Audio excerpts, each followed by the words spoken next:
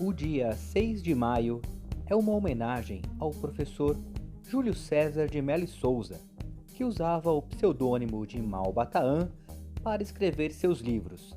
Dentre os mais de 120 livros que escreveu, O Homem que Calculava é o livro de maior sucesso. Em um dos cursos de formação de professores ministrados por Malbataan, estava o professor Sérgio Lorenzato, que hoje é o maior divulgador da metodologia proposta por Malbataan aqui no Brasil. E de acordo com eles, o uso de materiais manipulativos é imprescindível nas fases iniciais do aprendizado matemático.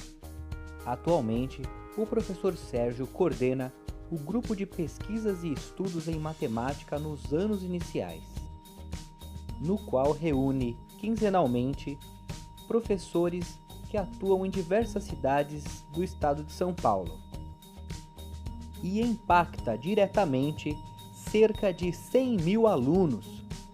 E dentre as várias obras escritas e coordenadas pelo professor Sérgio, eu destaco aqui, em homenagem ao Dia da Matemática, o livro chamado O Laboratório de Ensino de Matemática na Formação de Professores. Este livro traz muitas propostas de atividade para diversos níveis de conhecimento matemático. E um dos principais focos do livro é o uso do material didático. Aliás, material didático, no sentido proposto pelo livro, é qualquer coisa que auxilie o professor a ensinar a matemática. O material didático é mais que um material manipulativo, e ele torna as aulas mais atrativas e também diminui o medo da matemática, tornando-a acessível para alunos com estigma ou baixa autoestima. Além disso, o material didático pode abrir um leque de possibilidades, pois torna o aluno mais próximo do professor e da matéria. E, de acordo com o livro O Laboratório de Ensino de Matemática na Formação de Professores, o material didático é qualquer instrumento útil ao processo de ensino-aprendizagem, podendo até mesmo ser um aplicativo. O material didático não é um fim no processo de ensino-aprendizagem, e sim um meio auxiliar que ajuda o aluno a aprender. Veja aqui alguns exemplos de material didático muito simples. Pode ser um paralelepípedo de pedra, dados, cubo de madeira, cubo de papel, palitos de sorvete, elástico, tetraminós, caixinha de pasta de dente, folhas A4 cortadas. O material didático engloba também bolas, instrumento de medida, esfera, linhas, espiral de caderno, que na verdade tem o nome correto de helicoide, discos de papel, circunferência, círculos, palitinhos de pirulito, folhas dobradas em origami, construção de pirâmides, triângulos recortados, esquadros, enfim, o material didático ele é qualquer instrumento que auxilia o professor a ensinar a matemática ou qualquer outra matéria. Agora vou mostrar para vocês uma atividade retirada do livro O Laboratório do Ensino de Matemática na Formação de Professores, que consiste na confecção de um material didático e na exploração dos conceitos de matemática a partir desse material didático. A princípio, dobre uma folha A4 ao meio e ao meio novamente, cortando 4 tiras de papel. Marque o meio de cada uma das 4 tiras e cole-as, formando uma casca cilíndrica. Para que a atividade dê certo, é preciso colar perfeitamente as tiras de papel, não deixando as bordas descoladas, Observe o exemplo.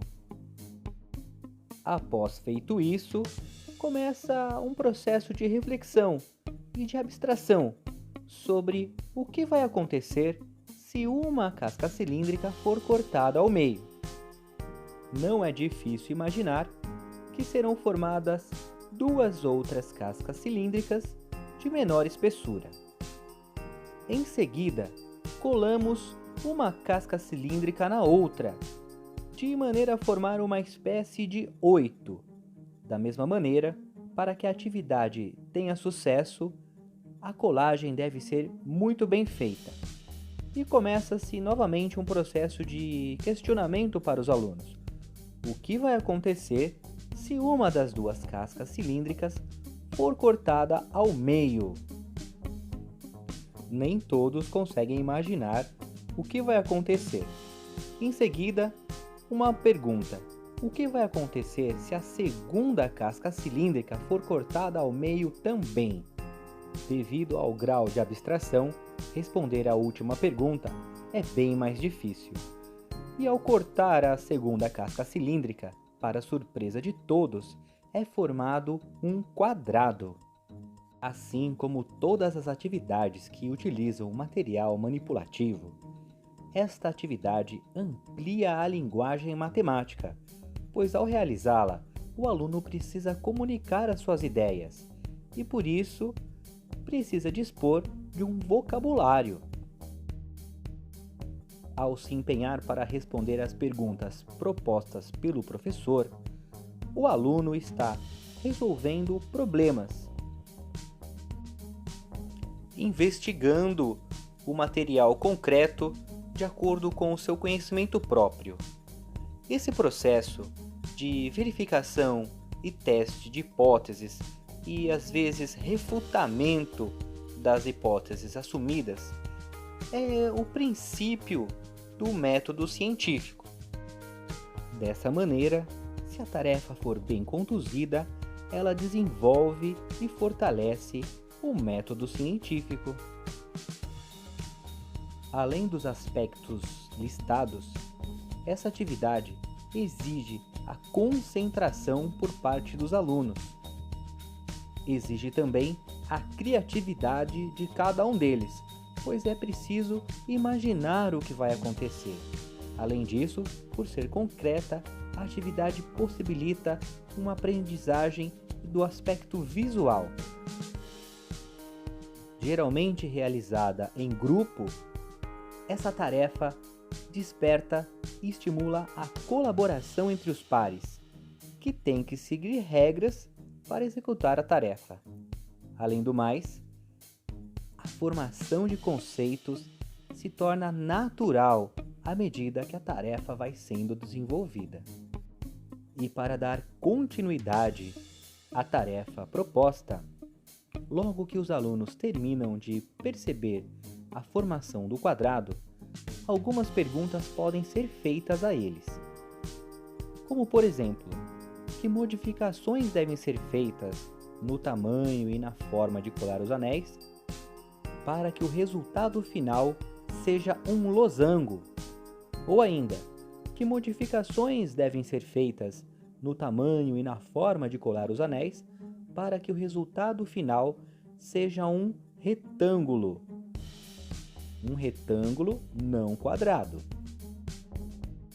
Para estimular a abstração e a imaginação dos alunos, pode-se ainda perguntar o que acontecerá se forem colados 3 anéis e recortados em seguida. O que acontecerá se for colado 3 anéis tortos? E existem muitas outras perguntas que você poderá fazer para a sua sala, de acordo com o conhecimento dos seus alunos. E como toda tarefa, é preciso finalizar, fazer uma espécie de fechamento. Esse fechamento ele é bem livre e depende de cada situação. Uma sugestão é solicitar um relatório aos alunos, no qual ele descreva a experiência, o experimento. Outras atividades demandam ou justificam a confecção de uma tabela. Além disso, pode-se fazer um glossário de termos matemáticos que foram usados durante a atividade. E esse glossário pode ser construído semana a semana ao longo do ano. Para um melhor aprofundamento e para muito mais ideias, consulte o livro O Laboratório do Ensino de Matemática na Formação de Professores. Eu fico por aqui, muito obrigado por assistir, e essa é minha homenagem ao dia 6 de maio, o Dia Nacional da Matemática.